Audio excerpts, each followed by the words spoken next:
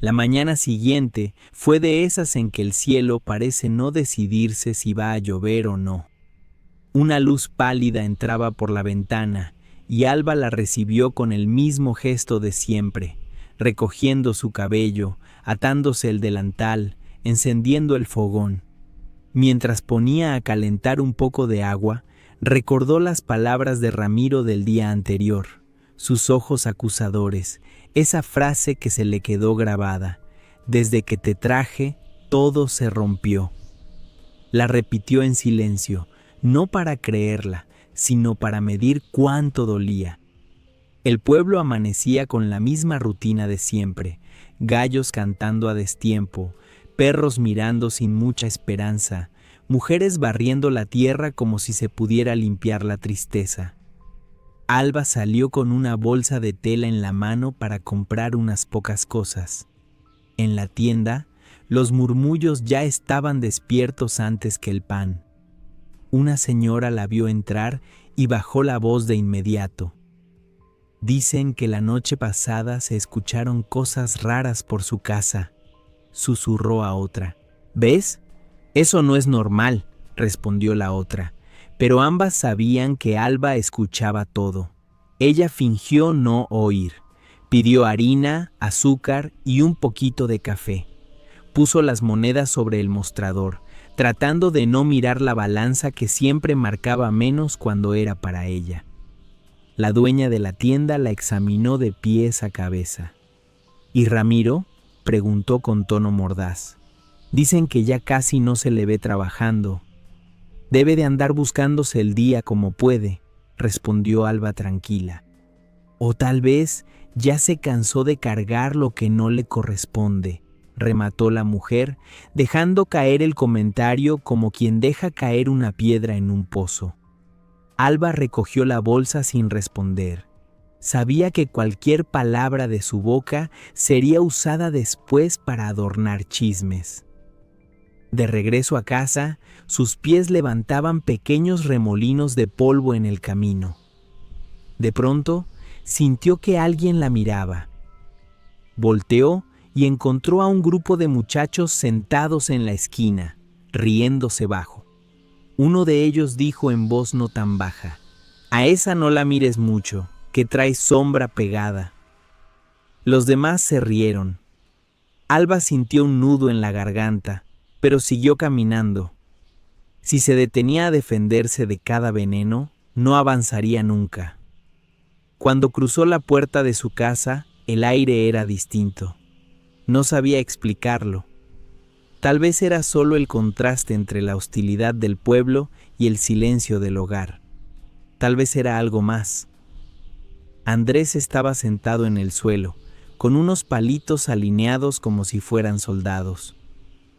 «Mamá, hoy la casa está más clarita», dijo sin levantar la vista. «¿Cómo que más clarita?» «Como cuando abres la ventana, pero no la abriste». Alba dejó la bolsa sobre la mesa y lo observó. Él seguía jugando, pero su expresión era concentrada, casi solemne. La vela que había encendido la noche anterior todavía estaba allí, con la cera endurecida en formas curiosas. Se acercó y la miró con atención. La cera había caído formando algo parecido a una mano extendida. Pensó que era una coincidencia, pero una parte de su corazón se negó a descartarlo tan rápido. Ese mediodía, Ramiro apareció con la cara hundida de cansancio. No traía nada en las manos. Se sentó a la mesa sin saludar. «¿No comiste en la obra?», preguntó Alba, sirviéndole un poco de arroz. «No hay obra», respondió él seco. «No hay nada. Desde que nos juntamos, la mala suerte se nos pegó en la frente». «No digas eso», susurró Alba. «¿Y qué quieres que diga? ¿Que es normal que todo salga mal? Allá afuera ya todos lo saben. Nombran tu nombre y escupen al suelo». Andrés en una esquina fingía jugar, pero escuchaba todo. Alba miró a su hijo, luego a su esposo. Podía responderle con igual dureza, recordarle sus borracheras, sus ausencias, su facilidad para culparla de todo, pero eligió algo distinto. «Ramiro», dijo con calma, «yo también tengo mala suerte desde que nací, pero si hubiera un culpable, no estaría sentado en esta mesa, estaría más arriba que nosotros». «¿Más arriba dónde?», replicó él, irritado. «¿En el cielo? Si allá arriba te miraran, no estarías así». La frase le dolió más que todas las murmuraciones del pueblo. No porque dudara de esa presencia que no sabía nombrar, sino porque sentía que, de algún modo, era verdad. A veces parecía que el cielo la había olvidado. Se guardó el dolor, como siempre. Ramiro salió dando un portazo, dejando un silencio espeso detrás. Andrés se acercó despacio y apoyó la cabeza en el brazo de su madre. «Mamá, él no se olvidó de ti», dijo el niño, casi en un susurro. «¿Quién, hijo?», preguntó cansada. «El que se sienta aquí cuando tú crees que nadie te ve», señaló la silla vacía frente a la mesa. «A veces cierra los ojos cuando escuchas cosas feas, como si le dolieran también». Alba sintió que se le encogía el pecho. No sabía si sentirse aliviada o asustada. Entre tantas maldiciones silenciosas que había soportado, la idea de que hubiera un testigo invisible, alguien que no la condenara, era demasiado grande para abrazarla de golpe. Se levantó, fue hacia la vela y la encendió. La llama apareció tímida, pero firme. Mientras lavaba los platos, la llama se inclinó de repente hacia la derecha, sin que hubiera corriente de aire. Alba se detuvo.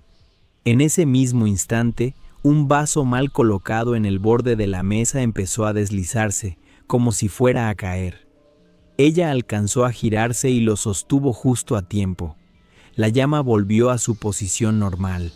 «Si no me hubieras avisado, se rompe», murmuró mirando el fuego. Y por primera vez no se sintió ridícula al hablarle. Esa noche, el cansancio la encontró más temprano. Andrés se durmió rápido, pero en su rostro había una especie de paz extraña. Antes de acostarse, Alba volvió a sentarse frente a la mesa. La vela se había consumido a la mitad. Cerró los ojos, no para repetir fórmulas, sino para desahogar su alma en silencio. Habló con ese alguien que no veía, pero que comenzaba a intuir. No pidió riquezas, ni venganza, ni que cerraran la boca de los otros. Solo dijo desde dentro: «Si de verdad estás aquí, no me sueltes». En ese momento, la casa entera pareció contener la respiración. La llama no se agitó, al contrario, se hizo más redonda, más clara. El aire se volvió levemente tibio, como cuando uno se acerca a un abrazo. Alba sintió un escalofrío que no era de miedo, sino de reconocimiento. Y aunque nada extraordinario ocurrió a los ojos humanos, algo cambió en lo invisible. Por primera vez en mucho tiempo, su dolor había sido respondido. Los días siguientes no se volvieron mágicamente fáciles. El pueblo siguió siendo el mismo. Las mujeres en la plaza la miraban de reojo, los hombres hacían bromas crueles disfrazadas de chiste, los niños repetían lo que escuchaban en sus casas. Lo que cambió fue algo que nadie veía: el modo en que Alba llevaba ese peso. Ya no caminaba como quien arrastra una condena, sino como quien sabe que, aunque el mundo la juzgue, hay un testigo silencioso que la comprende. Una mañana, al salir para lavar ropa en el arroyo, escuchó a sus espaldas: «Ahí va la que seca las cosechas con solo pisar la tierra». La frase era absurda, pero hiriente. Alba apretó la bolsa con la ropa, agachó un poco la cabeza y siguió. Cuando llegó al agua, se arrodilló en la orilla, metió las manos y dejó que el frío se llevara un poco del calor de la rabia. Mientras refregaba una camisa de Ramiro, pensó: Si tanto me culpan, será porque no saben qué hacer con su propia tristeza.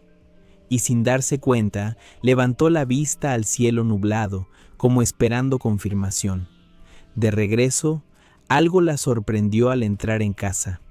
Había un olor leve a tierra mojada, aunque no había llovido. Andrés estaba sentado en la cama, mirando la pared. ¿Sientes ese olor, mamá?, preguntó. Sí, huele como cuando el campo agradece la lluvia, respondió ella. Es que él pasa por aquí, dijo el niño con naturalidad. Dice que el dolor también se moja y se ablanda. Esas frases de Andrés empezaron a acompañarla como pequeñas luces en medio del túnel. A veces, cuando la angustia era muy grande, recordaba lo que el niño decía y su corazón dejaba de apretarse tanto. Pero la vida, como siempre, insistía en probarla. Una noche, Ramiro no volvió. La siguiente, tampoco. La tercera, llegó con los ojos rojos y el cuerpo vencido. No había trabajo, explicó de mala gana. Y donde hay, ya no me quieren si saben con quién vivo. Alba tragó saliva, evitando la tentación de decirle que no era solo por con quién vivía, sino por cómo él mismo se estaba perdiendo. Esa noche, él se acostó sin cenar y sin hablar más. Andrés se quedó dormido rápido, quizá cansado de ambientes pesados. Alba, en cambio, tenía el sueño lejos. Encendió la vela y se sentó frente a ella. No dijo nada. Solo dejó que las lágrimas contenidas desde hacía días encontraran finalmente su camino. No sé qué estás haciendo, pensó, dirigiéndose a esa presencia sin nombre. Pero si me estás mirando, no te vayas ahora. De pronto, sintió una cosa extraña, como si alguien se hubiera sentado frente a ella. No escuchó pasos, ni vio sombra. Fue solo el peso leve en el aire, una densidad distinta. La llama de la vela se hizo más alta, pero estable, y Alba, sin entender muy bien por qué, sintió que podía llorar sin vergüenza. En medio de ese silencio lleno, una vocecita se coló desde la puerta del cuarto. «Mamá», era Andrés frotándose los ojos. «Él dice que no te disculpes por llorar». «¿Estabas despierto?», preguntó ella, secándose la cara. «Me despertó el olor a lluvia», contestó el niño. «Siempre que él se acerca, huele así». El corazón de Alba se encogió otra vez, pero no de miedo, sino de ternura. Lo abrazó fuerte. Por un momento sintió que eran tres en ese abrazo. No se atrevió a mirar alrededor, pero supo que no estaba imaginando. Era demasiado real para ser una ilusión. Los días continuaron. El pueblo, lejos de aflojar las maldiciones silenciosas, empezó a intensificarlas. Un día, al ir a ofrecer unas tortillas que había preparado para ganar unas monedas, vio cómo una vecina se persignaba disimuladamente al verla. Otra mujer, que antes era su amiga, cruzó de acera para no saludarla. Dicen que hay cosas raras en su casa, que el niño ve sombras, susurraron dos hombres. Mejor mantener distancia. Alba escuchó y se tragó la humillación como quien traga un trozo de pan duro sin agua. Esa tarde, al entrar a casa, encontró a Andrés de pie frente a la ventana. «¿Qué miras?», preguntó, dejando la cesta a un lado. «Miro cómo él no los juzga», respondió el niño. «Podría hacerlos callar, pero no lo hace, solo espera». «¿Espera qué?». «Que tú creas que él está aquí», dijo Andrés girándose hacia ella. «Porque él ya lo sabe, la que tiene que saberlo eres tú». Esas palabras la golpearon con una dulzura incómoda. Estaba tan acostumbrada a defenderse, a resistir, a endurecerse, que la idea de simplemente creer y descansar en esa presencia era casi dolorosa. Pero esa noche, al acostarse, lo intentó. Cerró los ojos y en lugar de repasar todas las injusticias, susurró para adentro. «Si de verdad estás en mi casa, quédate. Aunque nadie más lo entienda, quédate. Y fue justo esa noche cuando el silencio cambió de tono. No fue un ruido estruendoso ni un fenómeno extraordinario. Fue algo sencillo. Mientras Alba dormía, con el ceño aún preocupado, su expresión se fue suavizando poco a poco. Andrés, en el cuarto de al lado, despertó un instante y vio una especie de luz tenue sobre el cuerpo de su madre. No era foco, ni luna, ni reflejo. Era más bien una claridad cálida, como la de una vela multiplicada por 1000. «Ya la escuchaste», susurró el niño hacia esa luz. «Ahora no la sueltes». A partir de esa noche, la casa ya no fue la misma. No porque las paredes cambiaran, ni porque el techo dejara de gotear cuando llovía, sino porque algo invisible había decidido quedarse. Alba lo notaba en detalles pequeños. El aire parecía menos pesado al amanecer. El café, por pobre que fuera, sabía menos amargo cuando lo bebía despacio, mirando la luz filtrarse por las rendijas. Un día, mientras barría la sala, se detuvo en seco. La escoba había tropezado con algo que no veía. Bajó la mirada. En el piso, la sombra de la ventana formaba un rectángulo de luz. En medio, había una pequeña zona más clara, como si alguien estuviera sentado allí, aunque no hubiera cuerpo. Sintió un escalofrío, pero se obligó a no voltear la cara. En lugar de huir, se sentó en el borde de esa claridad. El suelo estaba ligeramente tibio. «No sé quién eres», dijo en voz baja, «pero gracias por no haberme dejado sola». Andrés entró en ese momento, con un dibujo en la mano. «Mira, mamá», le mostró. «Lo hice en la escuela. Es nuestra casa». En la hoja se veía un rectángulo que representaba la casa, un árbol torcido, 3 figuras, una grande, una mediana, una pequeña, y una cuarta figura, hecha solo de líneas suaves, sin rostro, pero con una especie de brillo alrededor. «¿Y este quién es?», preguntó Alba, señalando la figura luminosa. «Es él», respondió Andrés, como si fuera evidente. «¿No ves que está parado justo donde te sientas a llorar?». Alba sintió una mezcla de risa y llanto a la vez. Guardó el dibujo con cuidado, como si fuera algo sagrado. No estaba segura de merecer tanto cuidado de alguien que no veía, pero el hecho de que alguien, visible o no, la considerara digna de compañía, ya era un milagro. Con el tiempo, empezó a hablarle más. No eran discursos ni rezos largos, eran frases sueltas a lo largo del día. Mientras amasaba pan, murmuraba: «Tú sabes lo que necesito». Mientras fregaba, decía: «Mira cómo me cuesta perdonar, pero ayúdame». Mientras se acostaba, susurraba: «No te vayas mientras duermo». Sentía que, en esa conversación invisible, algo dentro de ella se acomodaba. Una tarde, Ramiro llegó diferente. No traía olor a licor, pero sí un rencor más cargado. «Me dijeron que ahora andas diciendo que hay un espíritu en la casa», se burló. «¿Qué más te falta inventar para no admitir que eres la mala suerte hecha persona?». «Yo no dije nada», respondió Alba con calma. «La gente habla sin preguntar, eso sí lo sabes». «Pues que sepan», continuó él, «que si las cosas siguen así, me voy. Ya cargué bastante con tu sombra».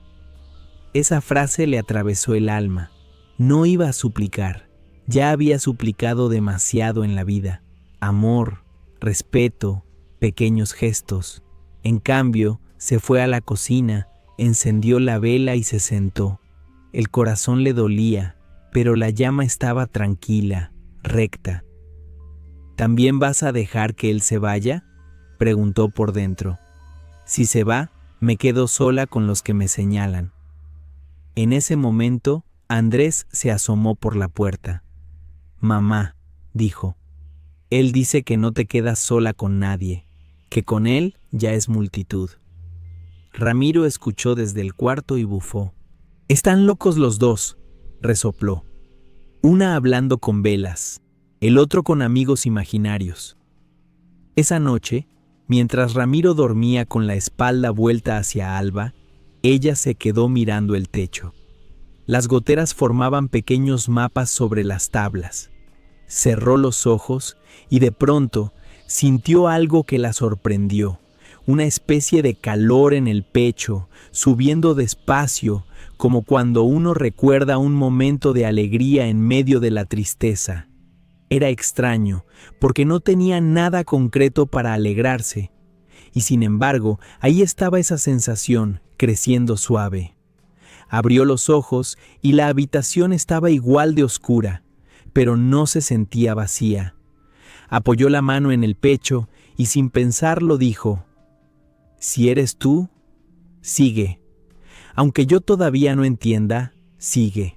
En el cuarto de al lado, Andrés despertó y vio algo que nunca olvidaría. La puerta, entreabierta, dejaba entrar una línea de claridad. Dentro, junto a la cama donde dormía su madre, se veía una figura sin contorno exacto, hecha de luz suave, como si fuera el reflejo de una llama sobre el agua. No tenía cara, pero la forma en que se inclinaba hacia Alba era de una ternura indescriptible. El niño no tuvo miedo, solo susurró: «Gracias, ella se lo merece más que todos nosotros». La calma interior de Alba crecía, pero el mundo exterior parecía empeñado en ponerla a prueba.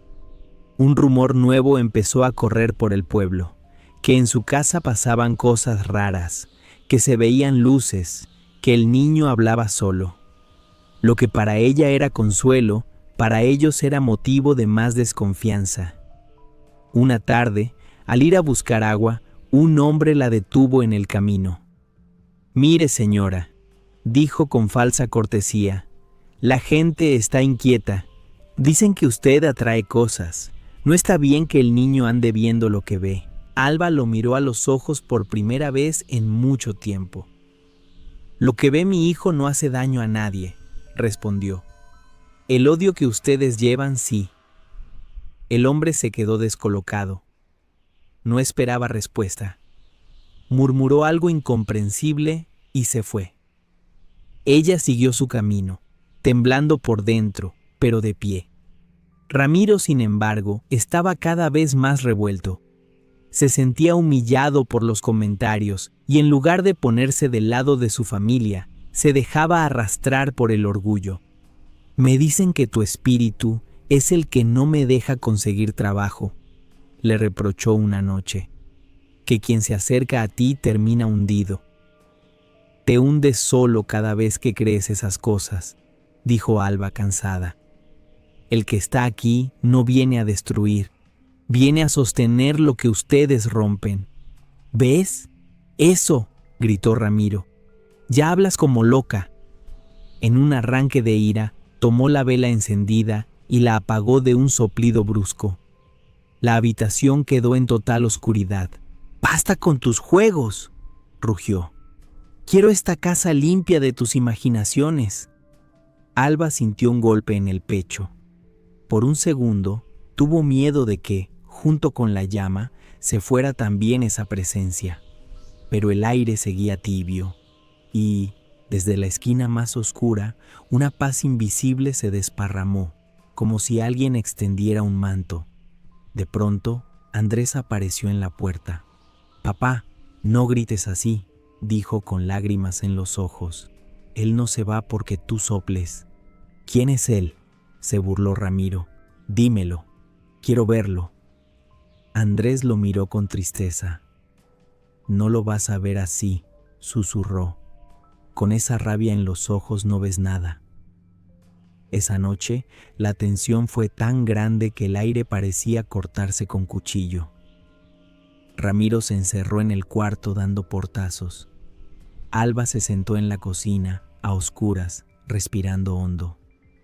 Andrés se quedó a su lado, sin decir nada. En medio de ese silencio, algo se empezó a sentir. Un latido suave, acompasado, como si la casa misma tuviera corazón. Ya no puedo más, pensó Alba, sin fuerzas. Si esta es la prueba final, ayúdame a no odiar. No hubo trueno, ni voz audible, pero una frase se formó en su interior con una claridad que no era suya. No estás sola en esta pelea. Déjame cargar lo que tú ya no puedes. Ramiro, del otro lado de la pared, comenzó a sentirse extraño. Un peso en el pecho lo obligó a sentarse en la cama. No era dolor físico, era algo más profundo. De repente, imágenes le golpearon la memoria. La primera vez que tomó la mano de Alba en la plaza, la sonrisa de ella cuando nació Andrés, los días en que todavía confiaba en su propio esfuerzo, y luego, como un contraste doloroso, se vio a sí mismo culpándola, bebiendo, dejando que las palabras ajenas definieran su amor. Se levantó, tambaleante, y fue hacia la cocina. Al abrir la puerta, se encontró con una escena sencilla pero poderosa. Alba sentada en la oscuridad, con Andrés recostado en su hombro.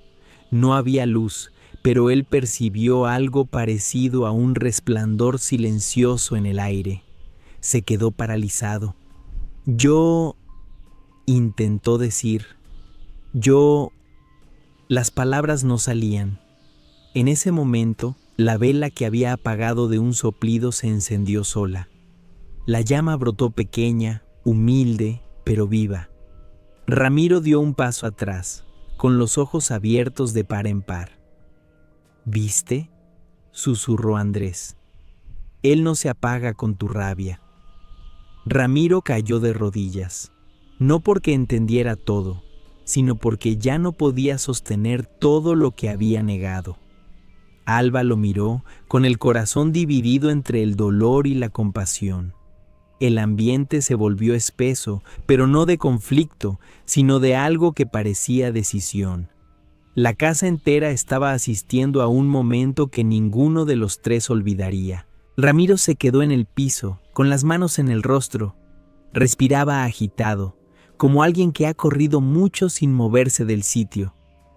No sé qué pasa aquí, dijo con la voz quebrada, pero sé que ya no puedo seguir así.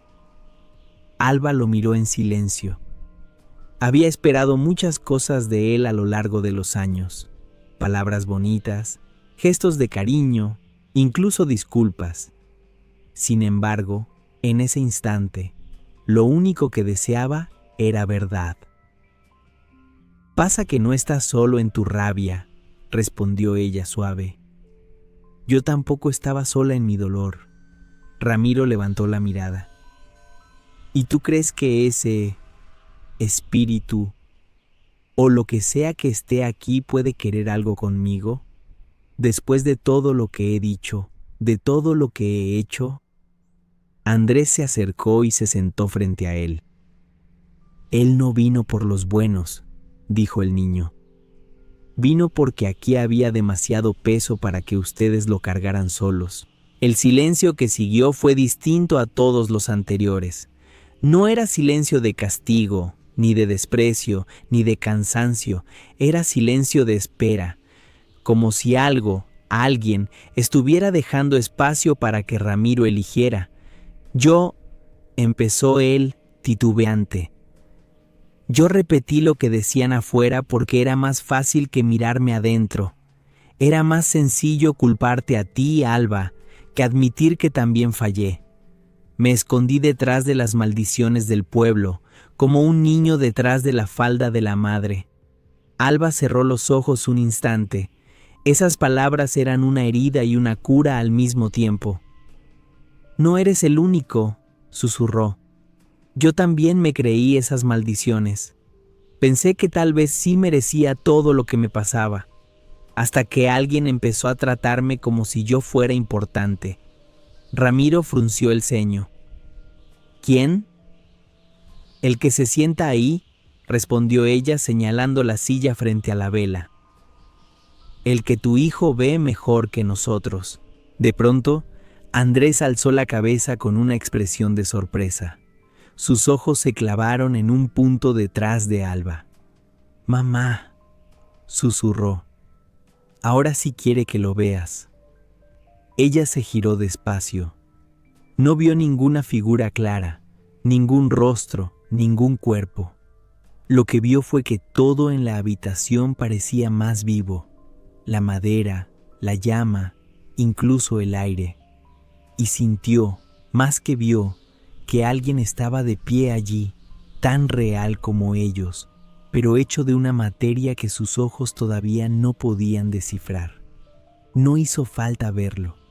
Lo supo en el modo en que su corazón se calmó, en la manera en que Ramiro, sin que nadie lo tocara, empezó a llorar de una forma que nunca antes había llorado, sin rabia, sin defensa, sin orgullo.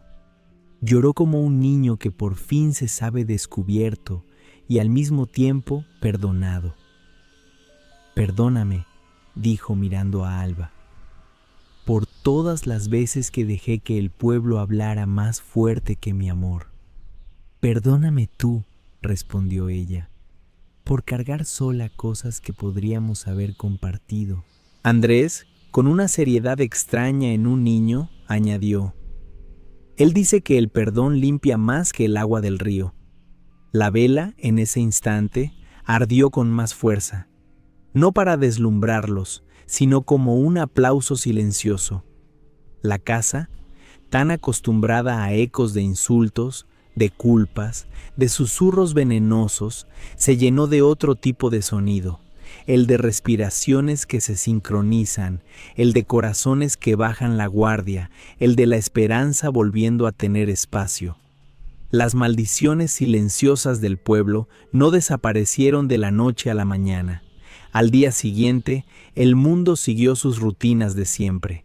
Algunos siguieron murmurando, otros inventando historias nuevas. Pero algo sí había cambiado. Ya no encontraban en esa casa un lugar donde asentarse.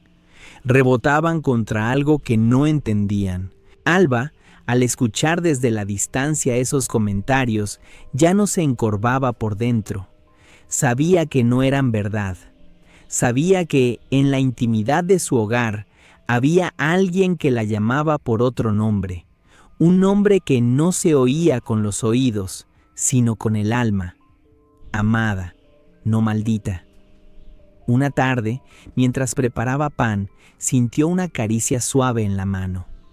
No era cera cayendo, ni viento, ni contacto humano. Era un toque distinto, más profundo que la piel. Sonrió sin sorpresa. «Gracias», murmuró, «porque respondiste donde nadie se atrevía a responder». Andrés dibujaba en la mesa. Esta vez, en la hoja no había casas, ni figuras. Había solo una ventana y mucha luz entrando por ella. «¿Qué es eso, hijo?» «Es nuestra casa por dentro», contestó. «Antes estaba oscura por lo que decían afuera. Ahora está llena de lo que él dice aquí». Y aunque no había música, ni fiesta, ni aplausos humanos, los tres supieron en silencio que un milagro había sucedido. No en los bolsillos, no en la cosecha, no en los ojos del pueblo, sino en el centro de su hogar y de sus corazones. Hay casas que por fuera parecen pequeñas, agrietadas, pobres, techos que gotean, paredes cansadas, muebles a punto de rendirse. Desde la calle, muchos miran y se creen con derecho a opinar, a juzgar, a inventar historias. No saben que, a veces, en esas mismas casas donde sobran las heridas y faltan las respuestas, se guardan también los milagros más silenciosos. Porque lo divino, cuando decide entrar, no siempre lo hace con ruido.